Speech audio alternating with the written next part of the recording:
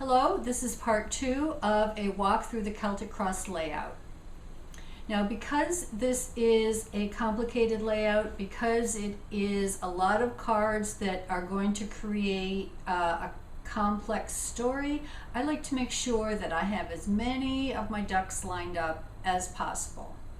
So I'm going to describe a method that in terms of getting ready to actually put the cards in the layout that over time has worked for me. Like anything else that you read in a tarot book or see on a tarot video or hear from a tarot teacher, if it works for you, that's great. And if you find a better system that works for yourself, do it that way.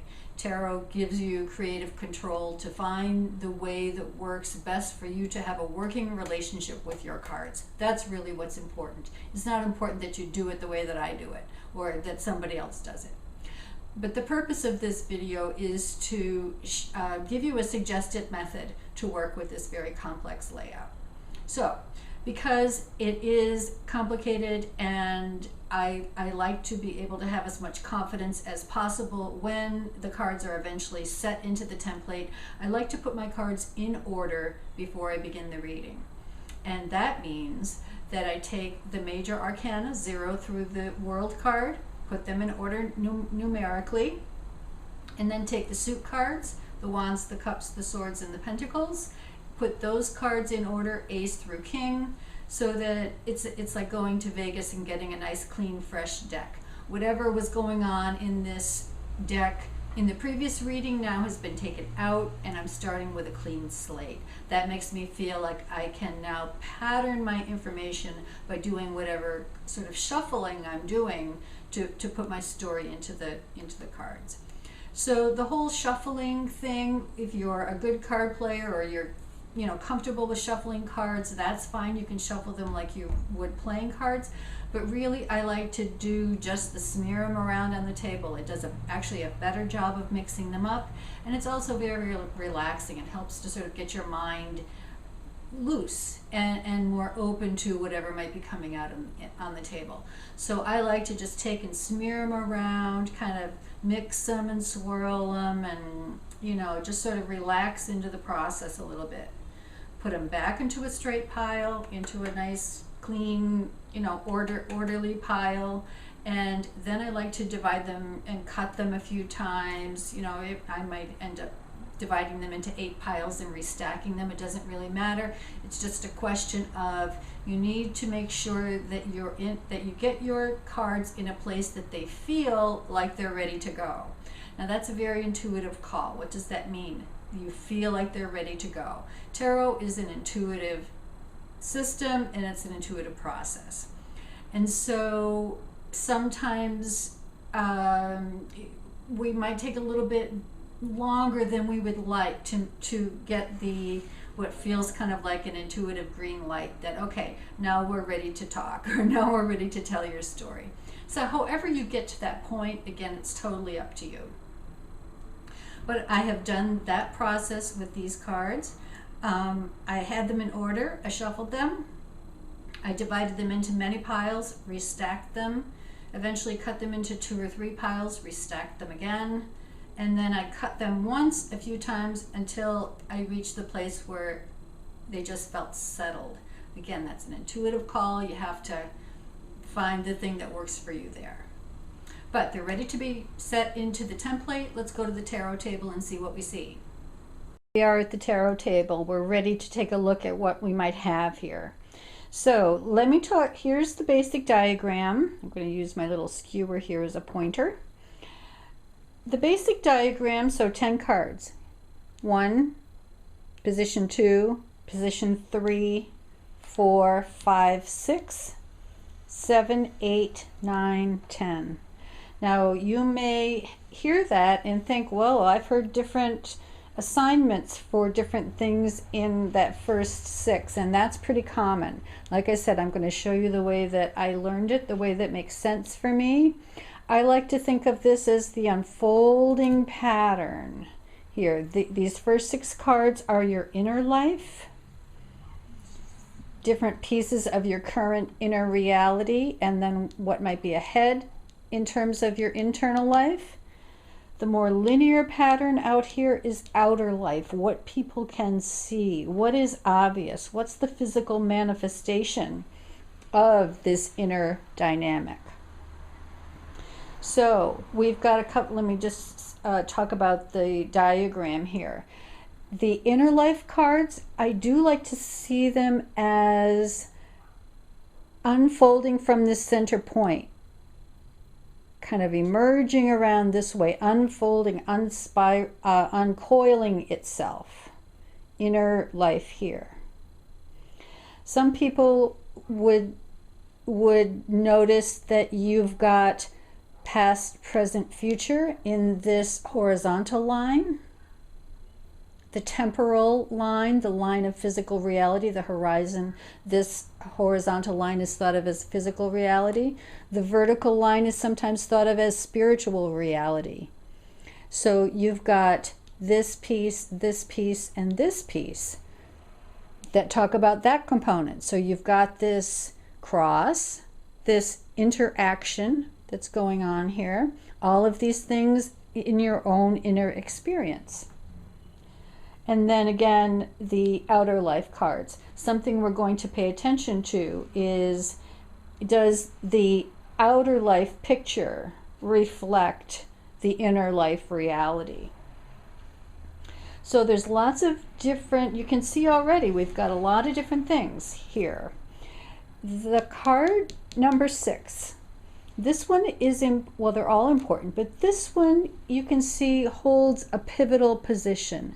This is the card that connects the reality that we're experiencing now to the reality that's coming. It's also the card that moves us out of the present into the next step of what might be coming into the future. So we can think of card 6 as sort of like a hinge card. Okay, everybody has a significance. Now I haven't turned over the cards because I just wanted to talk about what the cards, what the positions mean. So let me go through that specifically. The first 2 cards, now people have different interpretations here. I like to think of card 1 and 2 as working together. This is the dynamic or the situation in which you find yourself currently. This is the current situation.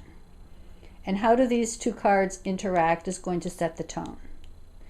The third card is an aspect of who you are, who the client is, who the querent is, who the questioner is, an aspect of yourself that's activated or motivated or getting its button pushed by the present situation in your life.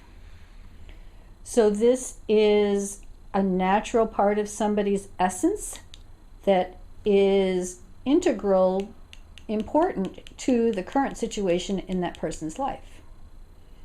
So they call this sometimes the root card. I never knew what that meant. To me, I like to think of this position 3 more as a basic part of somebody's temperament or who they are or their personality that's important to whatever's going on with them in their life right now. Card 4 is card of the recent past. This is a literal experience, something that this person has undergone or worked through or experienced, something in the recent past that has to do with what's going on in the present situation. Notice how everything is connecting back to the center. This is the center of the web right here. All these other things are going to connect to it. So card 4 is recent past, influence from the recent past. Card 5, this is where the querent, the person who's being read for, this is where the person might be most identified. This is where their consciousness might be. This is what they're aware of, thinking, knowing, feeling, in regards to where they find themselves in their life right now. Okay, see, everything goes back to the center. So in this line, we see present awareness, situational awareness, and then unconscious awareness. So we have awareness interacting with situation, past, present, future. And how am I holding that? What's my experience of that? So card 6 is what's coming up immediately. What's likely, most likely ahead for this person on an internal level. How am I expecting to be experiencing my life? That's card 6. That's the immediate future. All of these first 6 being my inner experience. We go to the outer life here. The first card down. Now again, this is a place where people differ in their interpretations. The first card here is how you might be seen by others. Your appearance, your persona in the outer life. So we're going to look and see if what people think is going on with you is a true reflection of how you're experiencing your life. Okay, so this is external appearance of the questioner. Position 8. This is the only card in the reading that isn't the querent. This is other people's energy. This is sometimes called the environment position. This is energy, people, situations, vibes, dynamics that this person is having to deal with in their outer life. What am I confronting? Am I supported or not supported? We're going to see that with card 8. Card 9. This is your helper card. Again, this is a position where people really differ and vary about their interpretations of that position. I like to see that as the thing that we need to use to move through this process most successfully. Helper card. Regardless of what card it is, we're always going to look at this in the positive aspect. How could whatever comes here be helpful for me?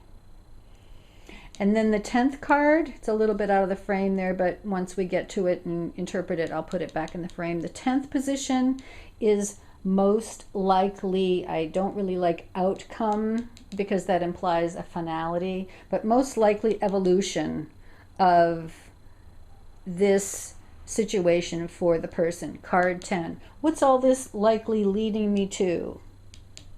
Whatever that 10th card is, that's likely a picture of the unfoldment over time of whatever's going on now.